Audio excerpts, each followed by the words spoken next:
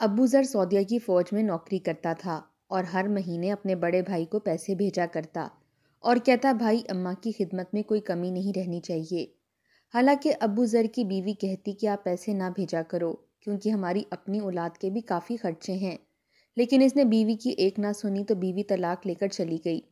ابو ذر 60 سال کی عمر میں ریٹائرمنٹ لے کر گھر آیا اور بڑے بھائی سے بولا کہ اب ماں کو میرے حوالے کر دیں تاکہ میں بھی خدمت کر سکوں، تو بڑے بھائی نے انکار کر دیا۔ تو وہ اماں کو لینے کے لیے عدالت چلا گیا اور قاضی نے اس کے حق میں فیصلہ سنا دیا۔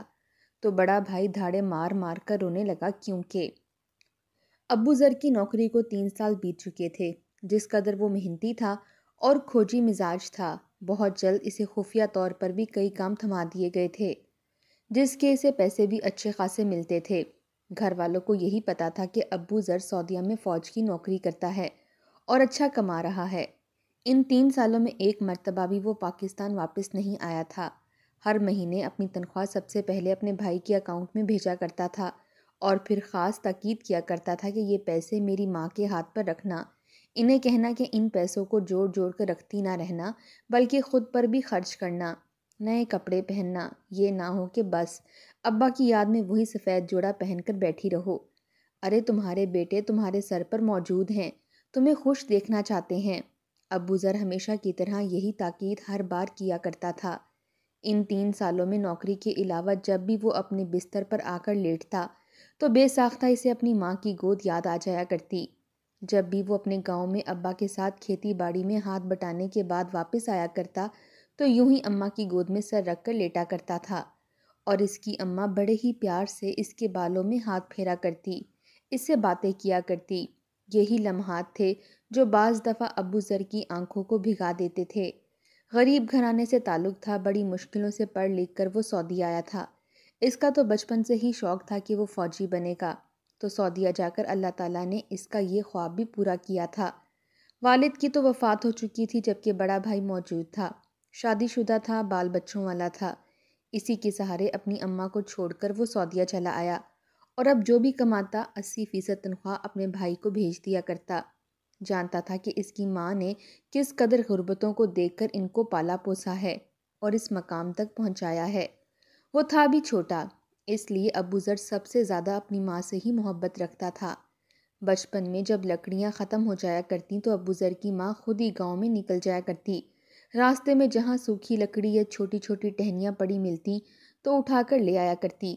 ابو ذر بھی ساتھ ہی ہوا کرتا تھا، دیکھا کرتا تھا کہ کیسے اس کی ماں گرمی میں چلچلاتی دھوپ میں کبھی کچروں سے تو کبھی لوگوں کے گھروں کے باہر ٹٹول ٹٹول کر سوکھی لکڑیاں اکٹھی کیا کرتی تھی۔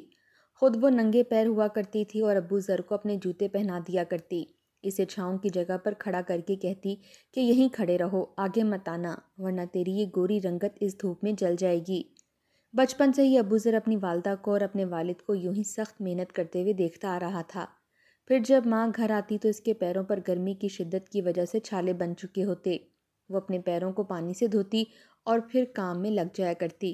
یہ دیکھ کر ابو ذر اپنی والدہ سے کہا کرتا کہ اماں فکر مت کرو، میں جب بڑا ہو جاؤں گا تو بڑا آدمی بنوں گا، پھر تمہیں یوں لوگوں کے گھروں کے باہر سے اور کچروں سے جا کر سوکھی لکڑیاں نہیں چننے دوں گا، بلکہ تم تو پھر بڑے گھر کی مالکن بن جاؤ گی، کوئی کام کو ہاتھ تک لگانا نہیں پڑے گا۔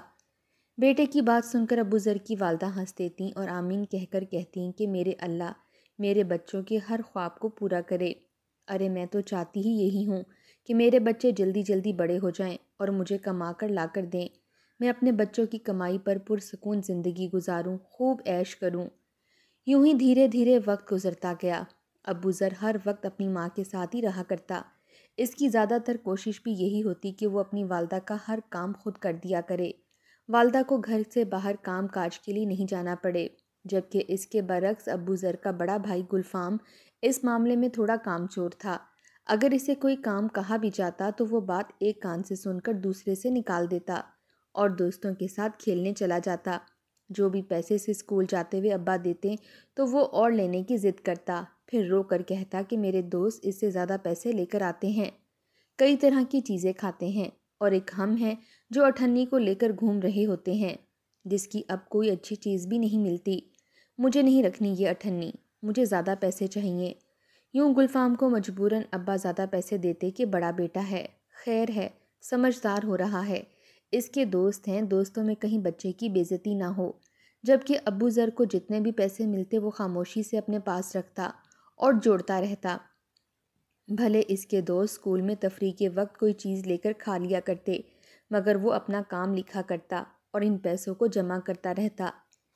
ایک مہینے بعد اس کے پاس جتنے پیسے جمع ہو جاتے وہ جا کر اپنی ماں کو دے دیا کرتا اور کہتا کہ اماں یہ پیسے تم اپنے پاس رکھو، ان پیسوں سے تم اپنے لیے خوبصورت سا ہار خریدنا، میں کل چاچا غفور کی دکان پر دیکھ کر آیا تھا، بڑا ہی پیارا ہار تھا، بس میں چاہتا ہوں کہ میری اماں وہ ہار لے کر پہنے۔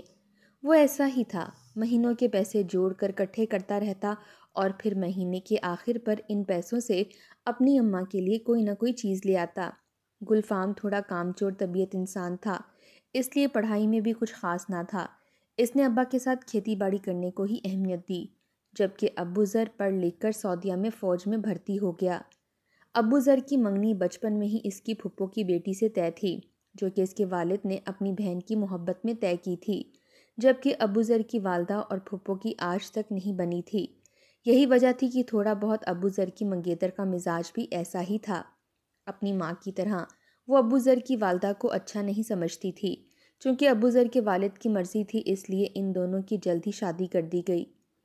شادی کے ایک ہفتے بعد ہی وہ سعودیہ چلا گیا تھا، اپنی بیوی کو خاص تاکید کر کے گیا کہ اماں کا بہت خیال رکھنا، ان کی بالکل ویسی خدمت کرنا جیسے میں یہاں رہ کر کرتا رہتا تھا، یعنی کسی بھی طرح کی شکایت کا موقع نہ دینا۔ ابو ذر بیوی کو تمام تر ہدایات اور والدہ کے بارے میں نصیحتیں کرتا اپنی والدہ سے مل کر چلا گیا، جبکہ اس کی بیوی منہ بسوڑتی رہ گئی۔ ایک تو ابو ذر اسے اپنے ساتھ سعودیہ نہیں لے کر جا رہا تھا، اوپر سے یہاں پر رہتے ہوئے بھی اسے صرف اور صرف اپنی ماں کا خیال رکھنے کی تاکید کر کے گیا تھا۔ لو بھلا وہ کوئی اپنی ساس کی خدمتیں کرنے کے لیے یہاں آئی تھی۔ ابو ذر کے جانے کی دیر تھی کہ گھر میں لڑائی اور فساد کھڑے ہونے لگے تھے۔ گلفام کی بیوی بھی کچھ زیادہ پڑھی لکھی نہ تھی، بس چھوٹی چھوٹی باتوں پر دونوں میں انبن ہونے لگی۔ ذرا سی تکرار پر پورے گاؤں میں ان کے شور کی آواز جایا کرتی تھی۔ ابو ذر کی والدہ تو سر پکڑ کر بیٹھ جاتی۔ ایک روز تو دونوں بہوؤں کو لڑتے دیکھا تو ان کے سامنے ہاتھ جوڑ کر کہنے لگی کہ خدا کا واسطہ ہے تم لوگوں کو، میری عزت کا خیال رکھ لو، میں نے اور میرے شوہر نے بڑی مشکلوں سے عزت کمائی ہے اور اس گاؤں والوں میں اپنی عزت کو برقرار رکھا ہے، تم لوگ کیوں اس قدر شور کرتی ہو؟ ارے ایک عورت کی آواز اس کے گھر کی چار دیواری سے باہر نہیں نکلنی چاہیے، شریفوں کا تو یہی شیوا ہے کہ اس کے گھر میں اگر عورتیں موجود بھی ہیں تو باہر سے گزرتے ہوئے شخص کو بھنک بھی نہ لگے کہ اس گھر میں کوئی عورت موجود بھی ہے، اور تم لوگ اس قدر شور مچاتی پھرتی ہو، کیا شرم نہیں آتی؟ گلفام کی بیوی تو خاموش ہو چکی تھی، پیر پٹختی ہوئی کمرے میں چلی گئی، کیونکہ جو بھی تھا اسے کچھ نہ کچھ لحاظ اپنی ساس کا ضرور تھا، مگر ابو ذر کی بیوی تو ویسے ہی اپنی مومانی سے کوئی خاص لگاؤ نہیں رکھتی تھی۔ جب مومانی کو یوں کہتے ہوئے دیکھا تو غصے سے پھٹ پڑی، کہنے لگی کہ بس بس، زیادہ نصیحتیں کرنے کی ضرورت نہیں ہے، اپنے کام سے کام رکھیں، خود تو آپ سے کچھ ہوتا نہیں ہے، اوپر سے آپ کا بیٹا بھی مجھے شادی کے بعد یہیں پر اکیلا چھوڑ کر چلا گیا ہے، اور آپ چاہتی ہیں کہ اب میں یہاں پر رہ کر سب کی خدمتیں کروں، ایسا ہرگز نہیں ہوگا۔ جب سگی بھانجی ہی اپنی ساس سسر کا احترام نہ کر سکی تو گلفام کی بیوی کو تو مزید ہی ڈھیل مل چکی تھی۔ روز ابو ذر کا فون آیا کرتا تھا، ابو ذر کی والدہ نے اپنے بیٹے کو اس بارے میں کچھ بھی نہ بتایا۔ ایک روز جب ابو ذر نے کال کی اور عین کال کے دوران ہی اسے اپنی بیوی کے چیخنے اور چلانے کی آواز پیچھے سے سنائی دی تو وہ تھوڑا پریشان ہوا تھا، اپنی والدہ سے پوچھنے لگا کہ یہ شازیہ ایسے کیوں چیخ رہی ہے، کیا ہوا ہے اسے؟ ابو ذر کی والدہ کسی نہ کسی طرح بات کو ٹال گئی، مگر جب کچھ دیر بعد شازیہ اس بات سے انجان کہ اس کے شوہر کا فون آیا ہے، شور مچاتی کمرے میں آئی اور اپنی ساس سے بدتمیزی کرنے لگی، اور جس قدر بدتمیزی سے وہ اپنی ساس سے بول رہی تھی ابو ذر سن چکا تھا، غصے سے اس کا خون تو جیسے ابل چکا تھا۔ اس نے اپنی ماں سے کہا کہ اماں، شازیہ سے میری بات کروائیں۔ روتے ہوئے ابو ذر کی والدہ نے جب فون شازیہ کے کان کے ساتھ لگایا، شازیہ تو سمجھ رہی تھی کہ اپنے شوہر کو اس کی والدہ کے بارے میں خوب بھڑکائے گی، مگر جیسے ہی اس نے فون کان سے لگایا تو نہ جانے ابو ذر نے اس سے کیا کہا، وہ تو وہیں پر گر چکی تھی، دھاڑے مار مار کر رونے لگی، سر پیٹنے لگی، اپنا منہ نوچنے لگی کیونکہ ابو ذر نے اسے فون پر طلاق دے دی تھی۔ کہنے لگا کہ جب تمہیں میری ماں سے بات کرنے کی تمیز ہی نہیں، جب تمہیں میری ماں کا احترام کرنا نہیں آتا، تو تمہیں اس گھر میں میرے ساتھ جڑ کر رہنے کی کوئی ضرورت نہیں ہے۔ اپنا سامان اٹھاؤ اور نکل جاؤ میرے گھر سے۔ وہ اپنی بیوی کو طلاق دے چکا تھا۔ اس کے بعد اس نے اپنے بڑے بھائی گلفام اور بھابھی سے کہا کہ میری والدہ کا بھرپور خیال رکھیں، مجھے اپنی ماں بالکل ٹھیک چاہیے، اگر میرے بس میں ہوتا تو میں وہاں پر چکر ضرور لگاتا، مگر ابھی میں مجبور ہوں۔ یوں دھیرے دھیرے ٹریننگ پوری ہوئی اور وقت کے ساتھ ساتھ اسے اچھی تنخواہ بھی ملنے لگی۔ ابو ذر نے جب بیوی کو طلاق دی تو خاندان میں خوب ہنگامہ ہوا تھا۔ سب کے طنز کے نشتر اور باتیں سن سن کر ابو ذر کی والدہ کو ہارٹ اٹیک آ گیا۔ 7 دن تک وہ ہسپتال میں داخل رہی۔ اس دوران ابو ذر فون کر کے بار بار والدہ کے بارے میں پوچھتا تو گلفام کوئی نہ کوئی بہانہ بنا دیتا، لیکن آخر کب تک اس سے بات چھپائی جاتی۔ اسے بتا دیا گیا کہ والدہ کو ہارٹ اٹیک آیا ہے۔ اس کا تو بس نہیں چل رہا تھا کہ وہ نوکری چھوڑ کر آ جاتا۔ مجبوراً اس کی بات اس کی ماں سے کروائی گئی، اور یہ ماں ہی تھی جس نے اسے حوصلہ دیا تھا کہ میں اب بہتر ہوں، تمہیں یہاں آنے کی ضرورت نہیں ہے، کیوں اپنا بنا بنایا مستقبل خراب کر رہے ہو۔ اس نے اس ماں اپنے پاس 1 روپیہ بھی نہیں رکھا تھا، سارے پیسے گھر اپنے بھائی کی جانب بھیج دیے تھے اور کہا تھا کہ میری امی کا اچھے سے اچھا علاج کروائیں اور انہیں اچھا کھانے پینے کو دیں تاکہ یہ جلد از جلد ٹھیک ہو سکیں۔ وقت یوں ہی گزرتا گیا۔ ابو ذر نے دوسری شادی وہیں سعودیہ میں ہی ایک لڑکی سے کر لی جو کہ بڑی سلیقہ شعار اور نیک لڑکی تھی۔ اس نے اس کی تصویر اپنی ماں کو بھی دکھائی تو ماں بھی انہیں ڈھیروں دعائیں دینے لگی۔ ہر مہینے اپنی تنخواہ کا زیادہ تر حصہ پاکستان بھیج دیتا اور خاص بھائی کو تاکید کرتا ان پیسوں سے اماں کو بادام اخروٹ لے کر دو، انہیں پھل کھلاؤ تاکہ ان کی طبیعت بالکل ٹھیک رہے، میں جب ریٹائر ہو کر واپس آؤں تو مجھے میری اماں بالکل صحیح سلامت ملے۔ گلفام بھی اسے یقین دلاتا کہ تم فکر مت کرو، میں تمہاری تنخواہ کا سارا حصہ اماں پر ہی لگاتا ہوں۔ ماہانہ 1.5 سے 2 لاکھ روپیہ تو پاکستان لازمی آیا کرتا تھا۔ جب بھی ابو ذر والدہ سے بات کرتا تو وہ بات کرتی کرتی اچانک رونے لگتی۔ والدہ کو روتا دیکھ کر ابو ذر ان سے پوچھتا کہ آپ کو کوئی مسئلہ ہے کیا؟ گلفام آپ سے لڑتا ہے یا بھابھی آپ سے کوئی بات کرتی ہیں؟ آپ خوش تو ہیں نا؟ ابو ذر کی والدہ مسکرا کر کہتی میں بالکل ٹھیک ہوں، مجھے کسی بھی طرح کا کوئی مسئلہ نہیں ہے، سب میرا بہت خیال رکھتے ہیں، تیرا بھائی گلفام تو ساری تنخواہ لا کر میرے ہاتھ میں رکھتا ہے، مجھے کسی چیز کی کوئی کمی نہیں ہے، ارے میں ہی اسے کہتی ہوں کہ اب بس کر دے۔ ایسا کہتے ہوئے ابو ذر کی والدہ کی آواز بھیگ چکی تھی۔ ابو ذر سمجھا تھا کہ والدہ شاید اپنے بیٹوں کی اس محبت پر رو رہی ہیں۔ ابو ذر بھی بچوں کا باپ بن چکا تھا۔ اس کی بیوی اب ساتھ ساتھ باتوں ہی باتوں میں سے کہنے لگی تھی کہ آپ تھوڑے بہت پیسے اپنے پاس بچا کر رکھنا بھی شروع کر دو، جو پیسے آپ پاکستان بھیجتے ہو وہ تو آپ کے بھائی اور ماں پر لگ جاتے ہیں، ضروری تو نہیں کہ وہ سارے پیسے آپ کی ماں پر ہی لگاتے ہوں، آپ کا بھائی بھی انہی سے خرچ چلا رہا ہے، یقیناً اپنی بیوی اور بچوں پر بھی خرچ کرتا ہوگا، کوئی اتنی زیادہ رقم کھانے پینے میں بھی استعمال نہیں کر سکتا۔ بیوی کی بات سن کر ابو ذر اسے یہی کہتا کہ وہ میرے بڑے بھائی ہیں، آخر کو گھر کے سرپرست ہیں، تمام تر دیکھ ریکھ وہی دیکھتے ہیں، اگر استعمال کر بھی رہے ہیں تو اچھی بات ہے، مجھے تو صرف اس سے غرض ہے کہ میرے کمائے ہوئے پیسوں سے میرے گھر والے آرام و سکون کی زندگی گزار رہے ہیں۔ ابو ذر نے جب یہ بات کہی تو اس کی بیوی اب اندر ہی اندر کڑنے سے لگی تھی۔ وہ منہ پر تو کچھ نہ کہتی مگر دل ہی دل میں بڑبڑاتی رہتی کہ یہ اچھا ہے، میرے تو نصیب ہی کھوٹے ہیں، میکے میں بھی غربت ہی دیکھ کر آئی تھی اور یہاں آئی تو سوچا تھا کہ شوہر فوجی ہے، اچھا کھاتا کماتا ہے، میں عیش کروں گی، میری آگے کی زندگی اچھی ہوگی، میرے بچوں کی ہر خواہش پوری ہوگی، مگر واحد میرا شوہر ہے جو ساری جمع پونجی اٹھا کر اپنے ماں اور بھائیوں کو بھیج دیتا ہے، اور یہاں میرے بچے ہر چیز کو ترستے رہتے ہیں کہ کب پیسے بچیں اور ان میں سے پھر ابا ان کے لیے چھوٹی موٹی چیزیں لے آئے۔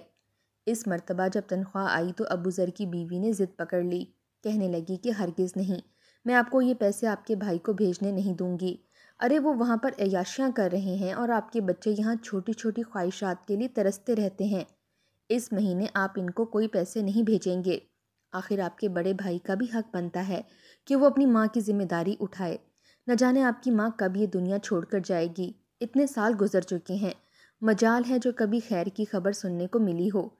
ابو ذر نے جب اپنی بیوی کے منہ سے یہ الفاظ سنے تو اسے یقین ہی نہیں آیا تھا کہ اس کی بیوی اس کی ماں کے بارے میں ایسی بات کر رہی ہے۔ اسے تو غصہ آ چکا تھا۔ اپنی بیوی کے پاس آیا اور اسے کہنے لگا کہ تمہاری ہمت کیسے ہوئی میری ماں کے بارے میں یہ الفاظ کہنے کی؟ اگر میں یہاں پر تمہاری ماں کے بارے میں اس طرح کے الفاظ ادا کروں تو دوسرے گھر کی آئی ہوئی لڑکیوں کو اپنے ساس سسر بوجھ کیوں لگتے ہیں؟ جس قدر تم لوگوں کو اپنے ماں باپ سے محبت ہوتی ہے نا، اتنی محبت ہمیں بھی اپنے ماں باپ سے ہوتی ہے۔ ارے میں کوئی دادا پر دادا کے زمانے سے یہ دولتیں اور عیش و آرام بٹور کر نہیں لا رہا۔ ارے غربت دیکھ کر یہاں تک پہنچا ہوں، اور میں چاہتا ہوں کہ میری ماں جب تک جیے اسے کسی طرح کی کوئی کمی نہ آئے۔ وہ اپنے بچوں کی کمائی کھا کر ڈھیروں دعائیں دے کر دنیا سے جائے، مگر پتہ نہیں تم لوگوں کی ذہنیت کیا ہو چکی ہے۔ کم از کم میں تم جیسی عورت کو اپنے ساتھ نہیں رکھوں گا، اور نہ ہی اپنے بچوں کا سایہ تم جیسی عورت پر پڑنے دوں گا، کیونکہ اگر ماں ایسی ہے تو یقیناً میرے بچوں کی تربیت بھی وہ اسی طرح کی ہی کرے گی۔ اتنا کہتے ہوئے اپنی دوسری بیوی کو بھی ابو ذر طلاق دے چکا تھا۔ وہ روتی رہی، گڑ گڑاتی رہی، مگر ابو ذر کی دوسری بیوی بھی عبرت کا نشان بن چکی تھی ان لڑکیوں کے لیے جو سسرال جا کر اپنے شوہر کے کان ان کے ماں باپ کے بارے میں بھرتی تھیں۔ بچے ابو ذر کے پاس ہی رہے تھے، سبھی سمجھدار تھے، ہاسٹلوں میں پڑھتے تھے۔ 60 سال کی عمر ابو ذر کی ہو چکی تھی۔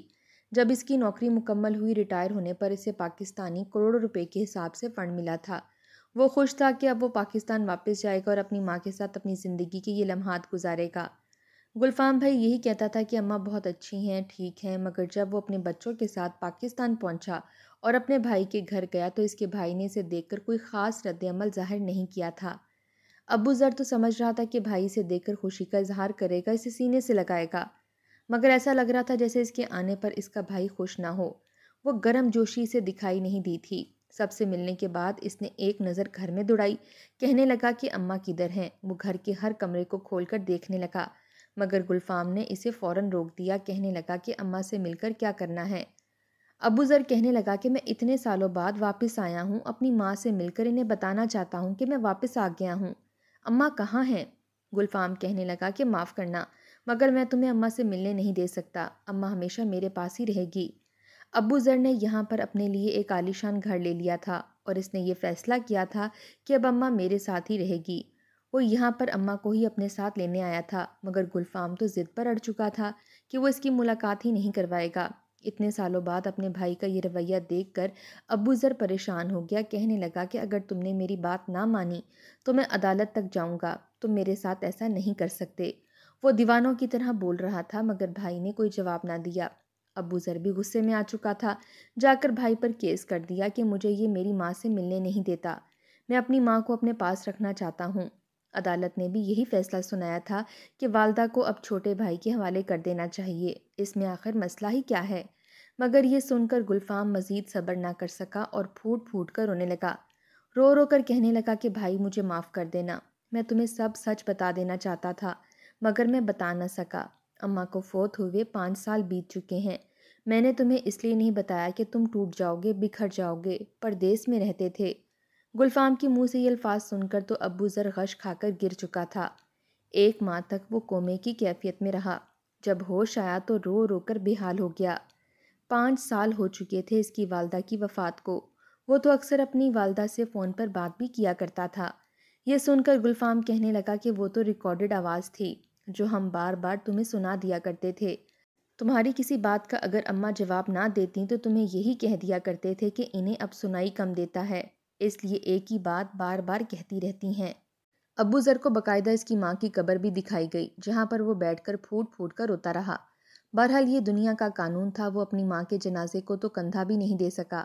وہ اپنے گھر میں اپنے بچوں کے ساتھ رہنے لگا کہ تبھی ایک روز اس کا ایک رشتہ دار اس کے پاس آیا، اسے دیکھ کر کہنے لگا کہ تم بھی اپنے بڑے بھائی کی طرح نکلے ہو، پاکستان آئے ہو تو ایک مرتبہ بھی جا کر اپنی ماں کا حال نہیں پوچھا کہ وہ بڑھیا کس حالت میں ہے۔ یہ سن کر ابو ذر کو اچنبھا ہوا تھا، کہنے لگا کہ مطلب کیا ہے آپ کا؟ میری والدہ تو مر چکی ہیں، میں کوشش کرتا ہوں کہ روز ہی ان کی قبر پر جاؤں اور فاتحہ خوانی کر کے آؤں۔ یہ سن کر اس کا وہ رشتہ دار چونکا تھا، کہنے لگا کہ جھوٹ بولتا ہے تمہارا بھائی، تمہارے جانے کے بعد کون سا ستم تھا جو تمہاری ماں پر نہ کیا گیا؟